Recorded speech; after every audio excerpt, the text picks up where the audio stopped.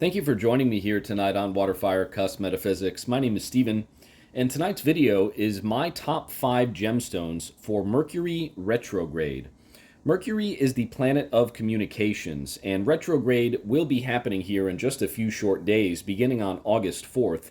It will run through August 27th. It may start on the 5th, depending on where around the globe you are, but it certainly runs around the period from August 4th through August 27th. And when Mercury goes retrograde, what that means is that it appears to move backwards within the sky. Thus, it seemingly affects communications in similar ways here on planet Earth. Things like miscommunication, general miscommunications with friends, family members, perhaps in discussions, it could be even via text message, right? But definitely in face-to-face methods as well. General lack of understanding with things as you're communicating with people. Maybe people may not understand exactly what you're trying to say. Again, that's an aspect of communication, cause and effect. There could be technological glitches within your cell phone, your internet, your computer, things like that. And just generally a lot of things that go wrong during this time and feel off. But again, that's Mercury retrograde, right? And it's always good to just really prepare yourself to expect the unexpected, right? Because during Mercury retrograde, anytime there's a lack of communication or a lack of effective communication between people, that's really when problems start to exacerbate themselves and when you can potentially really find yourself in situations that you don't want to be in.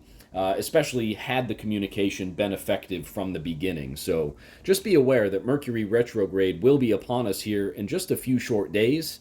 And as long as you are prepared mentally to expect the unexpected, that is the best method. That is the best approach as you enter into Mercury retrograde.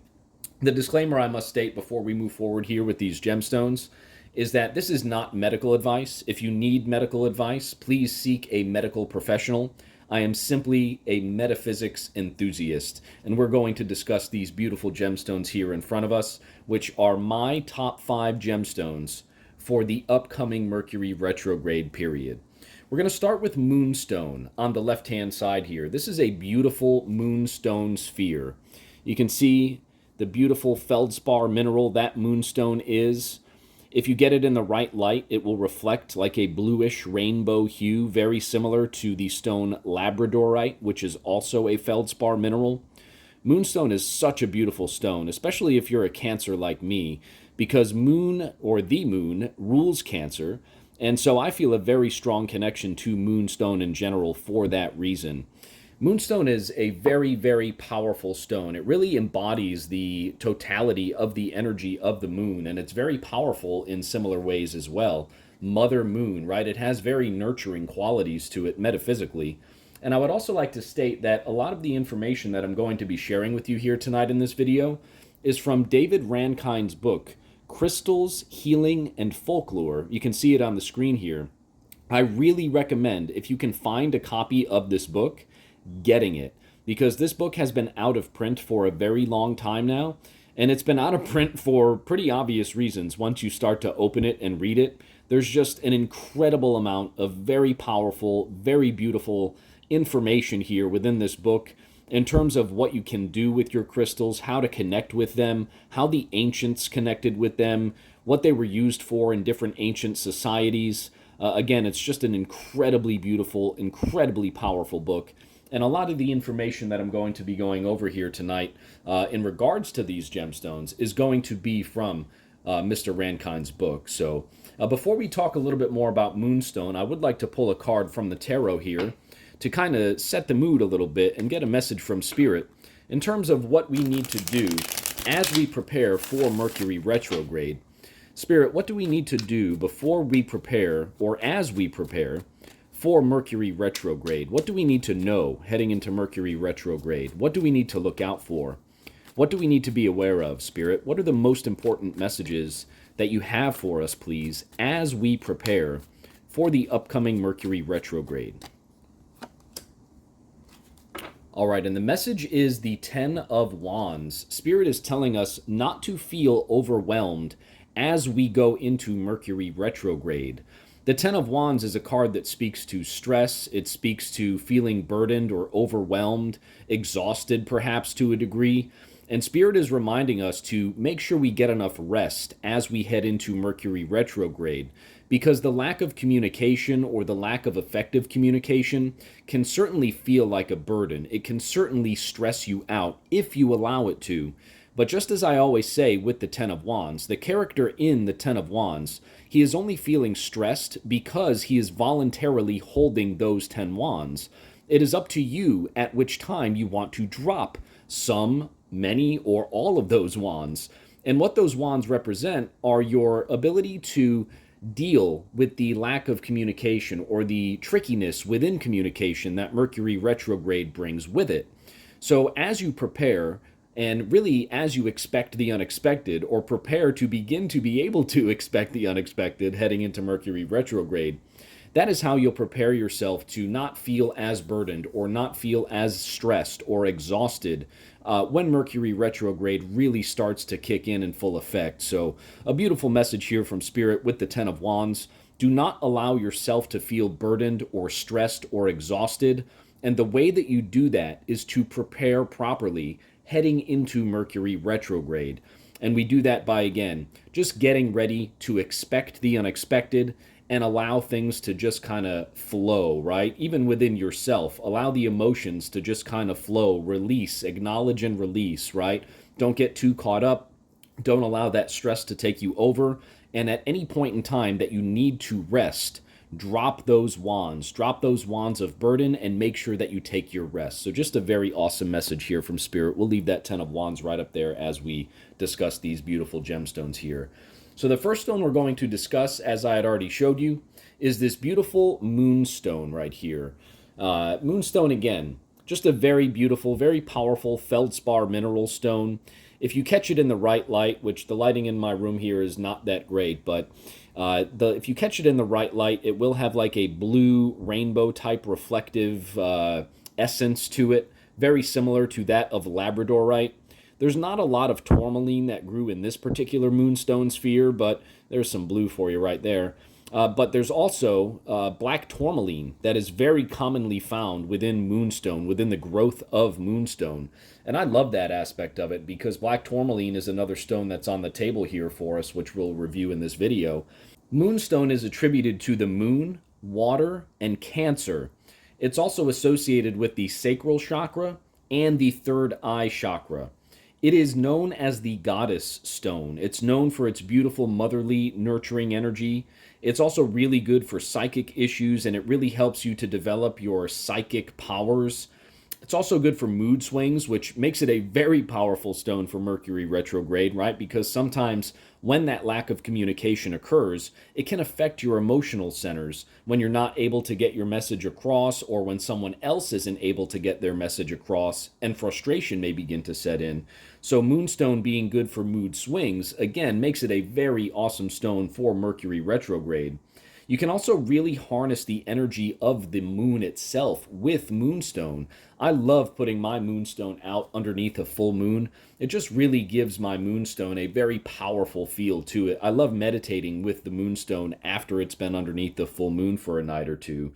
And it really harnesses the energy of moon cycles as well. So, the moon is full, and then it goes into a quarter phase, and then it goes into a new phase where you just can't see it. So there's a very powerful transitional energy that's associated with Moonstone too, which again makes it a very effective stone for Mercury retrograde because, again, Mercury retrograde is simply a phase or a transition that we have to deal with here as we continue through the cosmos.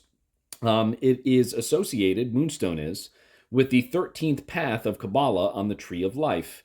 And it's a really good stone for keeping your head and heart in contact with each other. Now, that is very important during Mercury retrograde because, like we had just said, sometimes emotions can get the best of you if your communication is not as effective as you'd like it to be with others. So making sure that your head and your heart are working in sync with each other, that's a good way to kind of try to alleviate some of those problems that Mercury retrograde possesses. So Moonstone is, again, one of my favorite stones for Mercury retrograde. And these stones, too, by the way, are in no particular order. There's not one that is greater than the others. I really, truly do love each and every single one of these equally for Mercury retrograde. The next stone here is fluorite.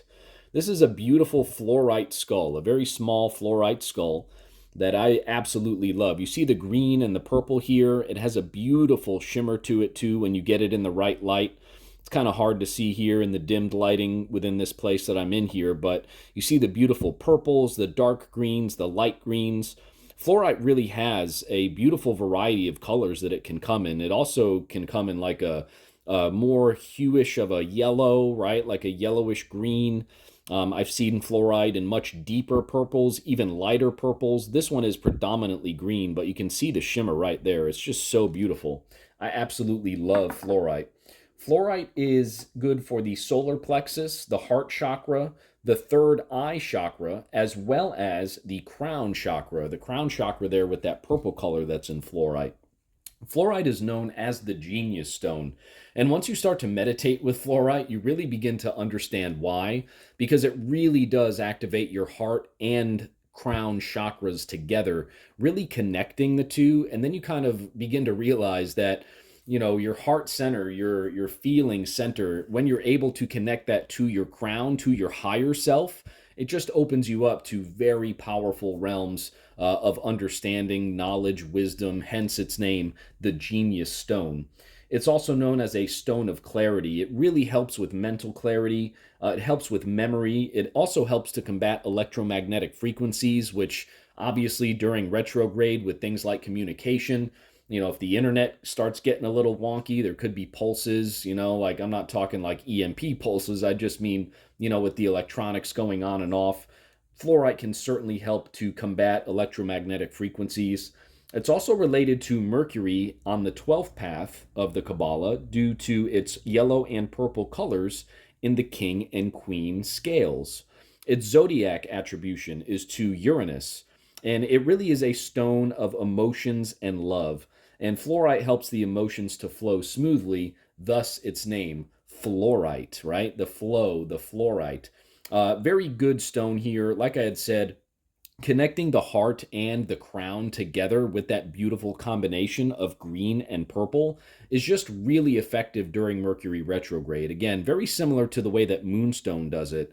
When you're able to connect your heart to your head, you're able, remember, the mouth is on the head, so that is in respect to communication.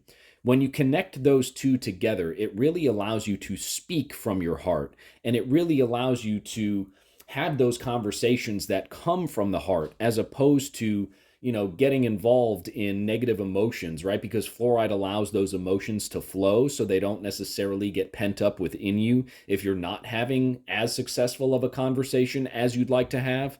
So if you have that piece of fluorite in your pocket, perhaps, it could help lead to more effective communications because you're able to allow those emotions to flow, allow your heart and crown to connect to each other, really making sure that you're able to clearly communicate in an articulate way too, right? The fluorite getting its name, the genius stone, is not by coincidence. Once you meditate with it, leave a comment down below, and I know that you'll agree with me for sure. I absolutely love fluorite. The next stone that we have here is Amazonite, and I absolutely love Amazonite. It's got a beautiful, calming feel to it. It's extremely soft, too, to the touch. For a stone, obviously it's, pretty hard. We can knock it on the table, but I'm not going to do that. But you see the fissures in Amazonite, too. It's just a very beautiful, very unique stone. It's a beautiful heart chakra stone. You see it's got that like aqua, turquoise-ish kind of color here. And Amazonite is known as the Hope Stone. That's its nickname. And it earned the nickname Hope Stone in reference to the return of spring.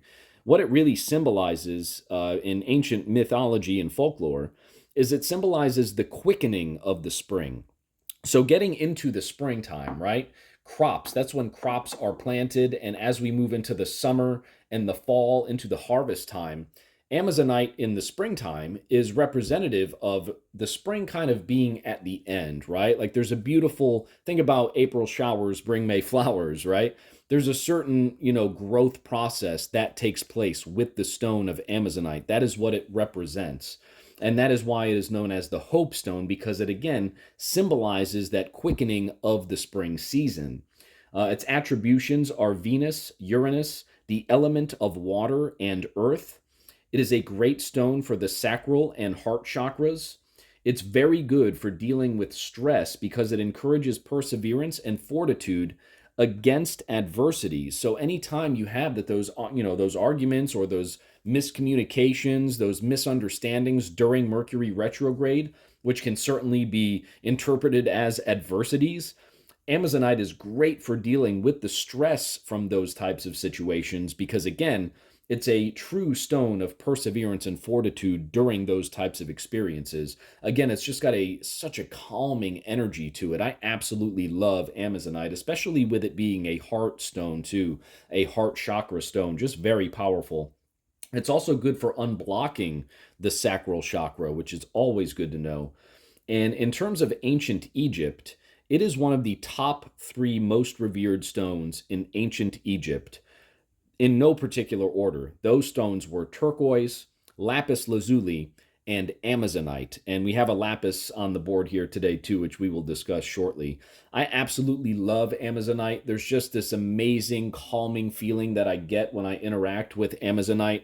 Extremely calming, very calming within the heart center too. That's what I feel when I meditate with amazonite. It's a very pure feeling too. It's a very calming, relaxing feeling. It's not abrasive. It's very welcoming. I absolutely love Amazonite as a stone to meditate with and carry in my pocket, especially during retrograde. The next one we have on the table here today is black tourmaline. Black tourmaline is absolutely beautiful. It's one of my favorite stones overall. And this is a piece of raw black tourmaline. You see how it grows, right? It kind of grows in those vertical structures. This is just a very small piece, but there are many other bigger pieces. And you'll see very similar growth patterns throughout any piece of black tourmaline. Unless it's tumbled, of course, then they're kind of rounded off. But black tourmaline is an extremely beautiful stone, very powerful. It's a little intimidating at first, right? Because it's got that strong black look to it, that strong dark look to it. But again, it's just an incredibly powerful stone.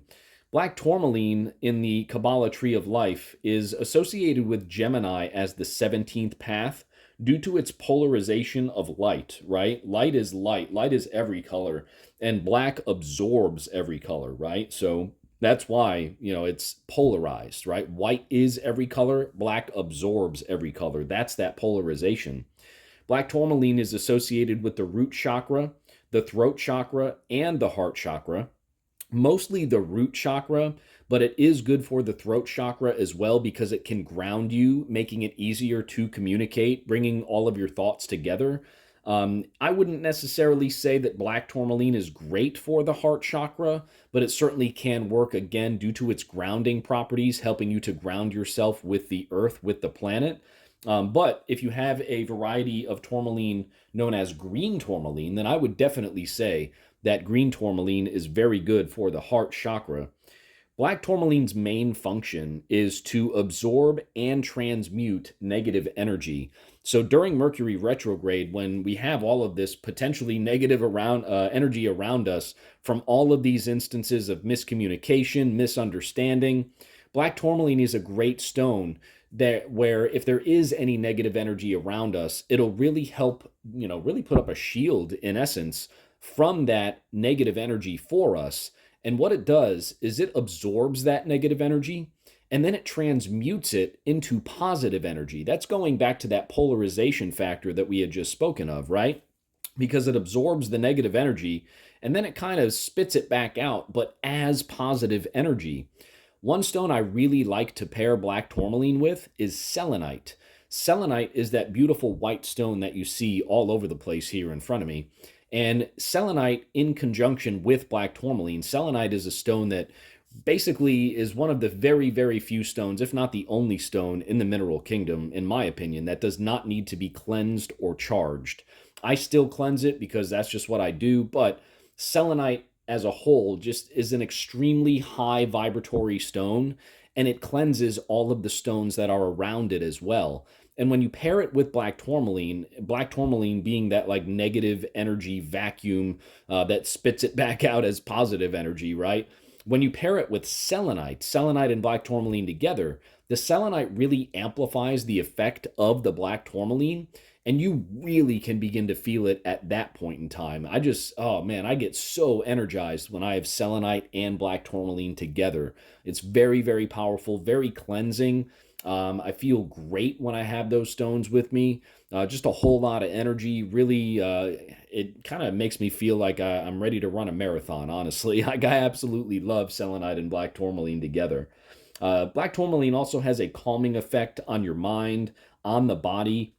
Because of its ability to absorb negative energy, it can help to reduce stress and promote good sleep, which is just absolutely phenomenal. Its attributions are Uranus, Neptune, Venus, Earth, and Gemini. The last stone here on the list for us today is Lapis Lazuli. Lapis Lazuli. I absolutely love Lapis Lazuli. Lapis Lazuli is a single stone, but it's a combination of three stones together. You can see the three different colors here within this particular piece of Lapis Lazuli. Again, just a very small piece here. But the gray or whitish stone right here is white calcite.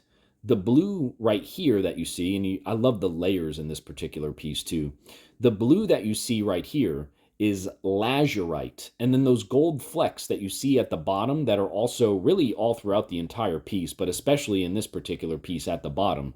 The gold flecks in this piece, and in every piece of lapis lazuli, are iron pyrite, fool's gold.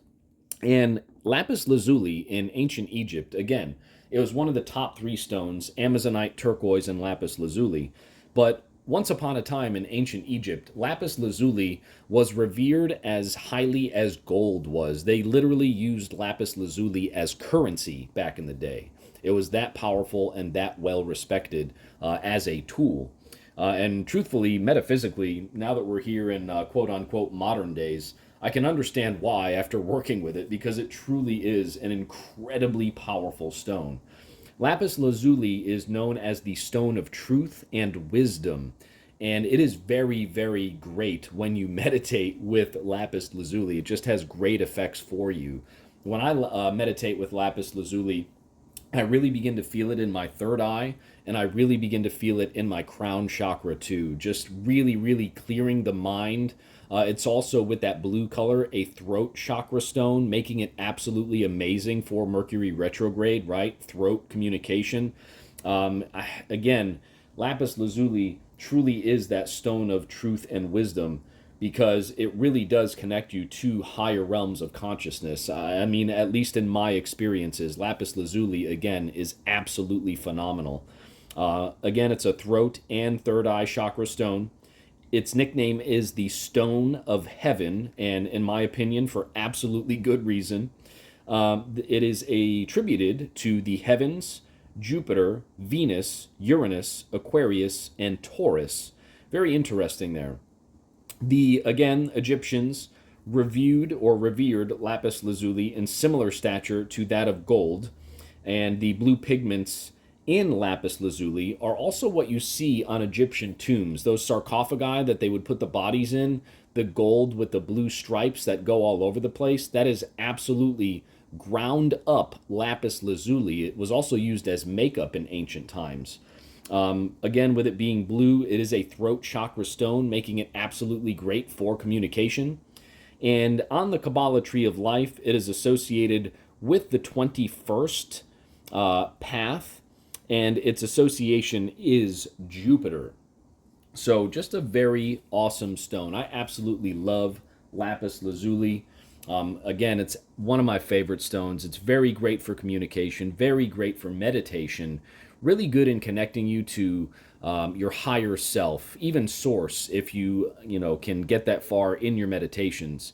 Just a very beautiful, very powerful stone. So to recap, moonstone, fluorite, amazonite, black tourmaline, and lapis lazuli are my top 5 gemstones, in no particular order, for the upcoming Mercury retrograde.